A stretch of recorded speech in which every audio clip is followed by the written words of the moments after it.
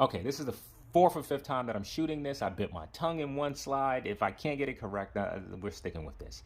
Thank you for tuning in to Mr. Clip's Toy Shop. In today's review, we'll take a look at the Storm Collectibles Tekken 7 King. Today, I'll be reviewing this figure in the following categories: accessories, articulation, design, is it essential to your collection, functionality, and price. Once our scores are totaled, I'll give you my opinion if this figure is a pass or a purchase. So one of the things that I've been wanting to see from Storm Collectibles is not to just simply tell us what franchise it's from, but specifically which game it's from. And I'm really happy that on this box it tells you that this King is specifically from Tekken 7. So for accessories, King isn't one of those characters that come with a lot, so let's take a look at what we actually get. So we receive 4 pair of hands in total, 2 on the figure, which I believe are fisted. So you have some gesturing hands. Storm Collectibles typically does good. But if you look under here, that's not painted so great. But this is part of the figure that you will never see. Coming over here, you do have an effect piece that goes around his hand. We'll see how this works out during the functionality part.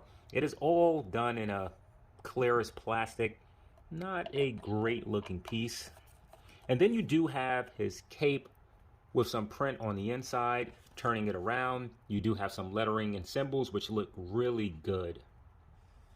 So putting this down, accessories are a bit on the short side. King is one of those characters that wear a mask in the game, so having an additional head sculpt really wouldn't work. However, what they could have given us would have been a soft goods cape, as I already want to replace this. Not that there's anything wrong with it, but having something soft goods would, in my opinion, been a lot better. So for overall accessories, I'm going to give King a 7 out of 10. So for articulation, the head, let's see how we're going to do this here. The head is able to look all the way up. However, you do see this gappage, however, but being that it's a mask, I don't think that's so bad. It looks all the way down, turns left and right, pivots, and it shifts back and forth. So with the arm, I always pop these off. I'm going to be careful this time. It's able to go kick out that much to the outside. It's able to rotate a full 360. You do have an upper bicep cut, which is pretty tight. Let's see if we can... Yeah, that's tight. Let's try the other arm. It's there, but not a lot of range, maybe? We'll come back to that. The arms, can't tell if they're single. They're double jointed. However, they only go up about that much. The wrist is on a ball hinge. It goes in any direction you need it to. So with the waist, you have an A and B. Using the upper portion, he's able to collapse way forward, all the way back. He's able to rotate a good amount as well as pivot. Wow, that's pretty much all you need just using the top. Using the combination of the two, he's able to crotch forward that much, all the way back. Great rotation as well as at the waist, and excellent pivot. You can't ask for more than that. With the legs, they're able to kick all the way out to the side. Didn't think it would go that far. They're able to go kick forward that much, backwards that much, as well as rotation. It's just a bit tight. So coming down, there's no other point of rotation. Having one under the knee would have been cool. The knees are double jointed, bending in that much. The foot is able to kick down that much, forward a lot more, and it pivots sort of on an angle. I think it's because of that piece, but it's there. And you do have toe articulation, very tight, bending up all the way. Okay, so I wanted to play around with the upper bicep cut. It is absolutely there. It just was very tight, but it turns. It's just super tight. And I almost forgot that we do get a butterfly joint collapsing forward that much and backwards that much. It does shift up and down as well. So for overall articulation, there isn't much more that you can ask for. I would like more range out of that elbow. Aside from that, this figure moves very well. So for overall articulation, I'm going to give King a 9 out of 10. So for overall design, let's bring King close and get a better look. So let's go ahead and start with his head sculpt. I think they absolutely nailed this. Now, I don't know if he's supposed to be a jaguar or a leopard in the game. I think it's a jaguar, but I'm not 100% sure. But they really crushed this head sculpt. Everything is where it needs to be. The teeth are painted clean.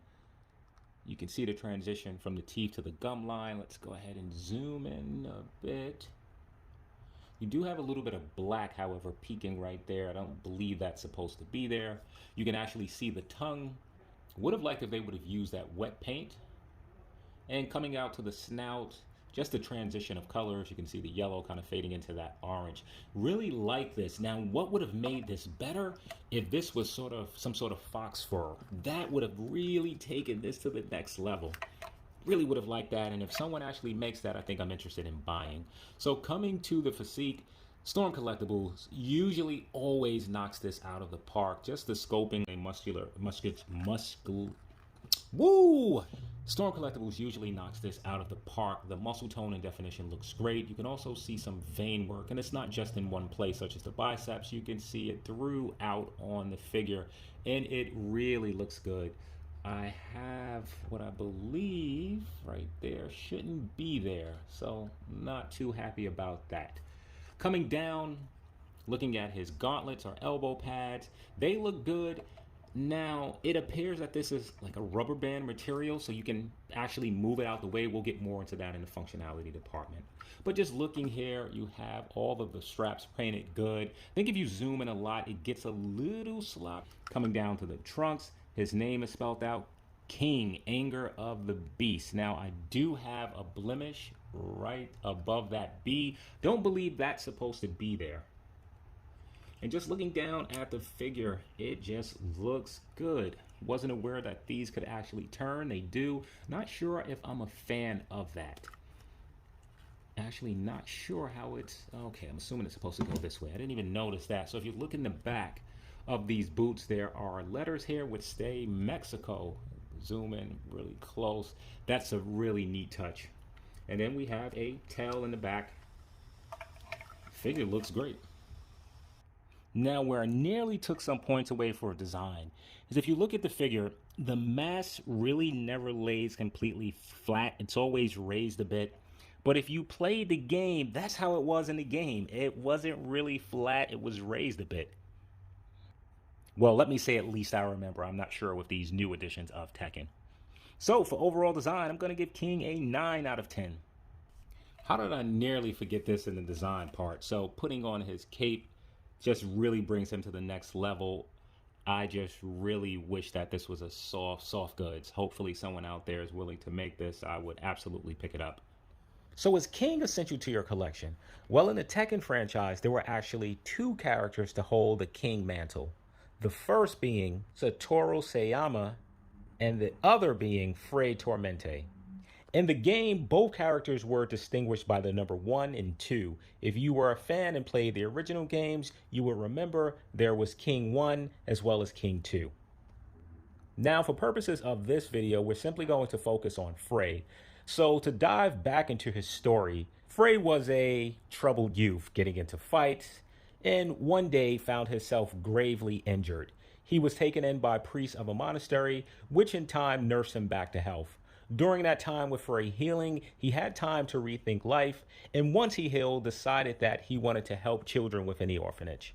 Frey then became a wrestler, which each fight increased his popularity, and Frey would give his earnings to the orphanage. Later into the story, we have Armor King. However, we'll save that story for another day. Now, as far as toy options, when it comes to King, there really aren't many. You have this pop figure. Aside from this, I was unable to find any action figures based off King. So if you're in the market for a King action figure, this here appears to be your only option. I nearly forgot one piece of vital information. King also appeared in every single title of the Tekken series. So as far as being essential to your collection, I'm going to give King a 10 out of 10. So for functionality, it was pretty easy to put the cape on. You can push the arms back like so and slide it over, or you can actually pop the arms out and put it over. I did something a bit lazy, pulled it over one arm, put this arm in a awkward position and simply pull the strap over. This is a soft material. This is not something that I would want to stretch pretty often. So my advice would be, don't take this on and off often. Make a decision on how you want to display King and sort of leave it that way. Now, with this cape, it is extremely soft. It completely gets out the way and in no way should restrict any of King's movements, which is pretty good. So one of the things that I really like that Storm Collectibles does, when it comes to their bodies, you have a softer material up top and you have this harder material below. What's so great about the soft material, one, it's able to flex over the harder piece, so you're able to get added mobility. Also, being that it's softer, it doesn't leave scuffage, something I'm very happy about. So turning King to the back, he does have a tail. Not sure. It appears to be a bit functional. It goes this way. And looking at the back of my King, well, oh, what is this? Just talking about scuffage, and if you look, he actually has some. And this is from the inside of this piece, which is actually very soft. I'm gonna have to go back and take some points off for probably design or maybe functionality. We'll see how that pans out. So would have liked to have some extra range under the knees. If this was able to turn, it's not the biggest deal that it doesn't, as you have really good range with the legs. And the legs are very tight. I'm a fan of that. That makes me feel like this figure is going to be able to stand up on its own for quite some time. Same thing with the toe articulation. And looking at the toes, you have this softer piece, which I think, well, it's not softer, this separate piece, which I think was done this way to give more range, particularly moving up, and that absolutely works.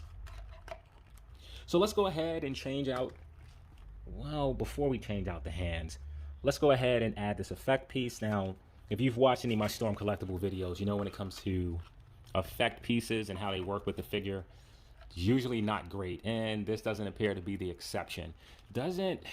Look, it fits, right? Let's get that clear. It fits, but he just doesn't hold that well. You'll sort of have to be going overhead in a position like that in order for it to work.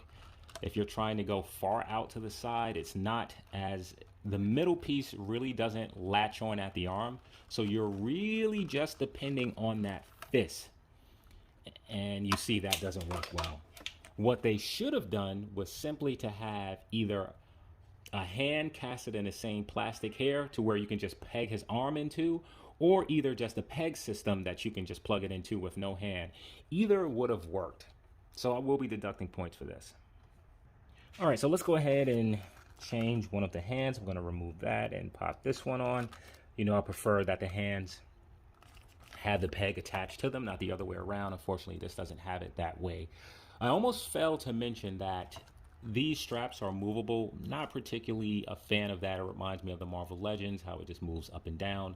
This one in particular, the elbow pad, it's made out of a rubber band material, and I don't like how it gets wedged in there. This is something to where if you're going to be bending that arm for mobility, you want to make sure that it's not collapsing around this band, as this will absolutely start to deteriorate over time. So if you're going to move it, the upper straps you would want to pull down some, and the lower straps, excuse me, and the upper ones you would want to get a little bit higher so that it's just not segued in between. And I'm not having the best doing that right now. Coming with the trunks, they are very soft, allowing the legs to move, which is great. And King clearly passes the stand test. The cape isn't heavy, so it doesn't weigh him back. It's not top heavy. So here he is in that I want you sucker pose. So for overall functionality, I will be deducting points. I will be taking away a point for that effect piece, as it just doesn't work well. I'll also be deducting points for this part here. Thought about going back to remove that from the design section, but no, it's based on functionality, as the trunks when moved are leaving paint here.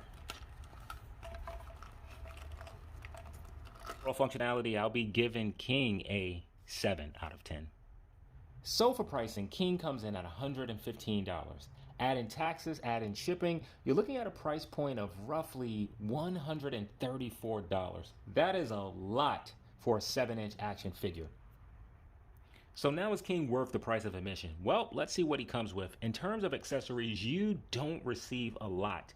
And it's not that Storm Collectible cheated us on accessories. It's just that this is a character that doesn't come with much. I feel the compromise here would have been a soft goods cape, which would have really helped to sell that $134 price tag. Now, one of the reasons that Storm Collectibles products are so expensive is because nearly each figure has their own 100% tooling, and that is the case with King. This is 100% tooling, and I even doubt that when it comes to Storm Collectibles doing an Armored King that they're going to use the same body. But does that matter to you? Whether it's 100% tooling, new tooling, or not, the price is the price. So for pricing, I'm going to give King a 6 out of 10. That should give King an overall cliff score of.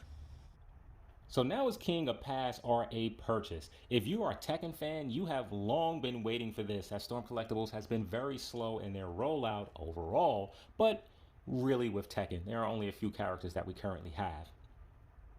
If you are not a Tekken fan, guess what? King is a type of character that you can mix in with different lines. If you have a wrestling line, 7-inch scale, this figure can go in with that. He would probably be a bit larger, but still, look, you have a cool figure to add. I'm not sure what the Mexican wrestlers are called that wear the mask. It's not matadors, it's not Tadors. But you'll have one more of those Mexican wrestlers to add to your action figure lineup. And being that it's not a lot of diversity when it comes to action figures, hey, here you go. So with this figure, Storm Collectibles did a great job executing it. The look, the functionality, the posability. So for me, this is an absolute purchase. So now let's back King up a little bit. Let's zoom out a bit. And let's see how he scales against some other characters. So let's throw in some other 7-inch scale characters. This is Mr. Burns, I think that was his name, from the NECA Teenage Mutant Ninja Turtles. Here's Sly from Super 7. King clearly towers over both of those characters. Let's throw in some figures that scale a bit larger. That is Bane. I think Bane is too big. I don't think he's supposed to be that big. Let's throw in Clayface. It's definitely going to need to slide them over some. Yeah, Bane is too big. Let's go ahead and get Clayface out the way. I do want to leave Bane here. All right, so let's throw in some Storm Collectibles big boys. Here we are looking at Death Adder, and he is massive. Bane is too big. Let's go ahead and move Death Adder. And the matchup I've really been waiting to see. Here we are with Zangief. All right, there you have it. Maybe I'll put together some cool pictures. If not, I'm pretty sure that you can. But here we are, 3 wrestling characters, all different sizes, but can all fit within the same world. Thank you for watching Mr. Cliff's Toy Shop. I hope to see you during the next episode.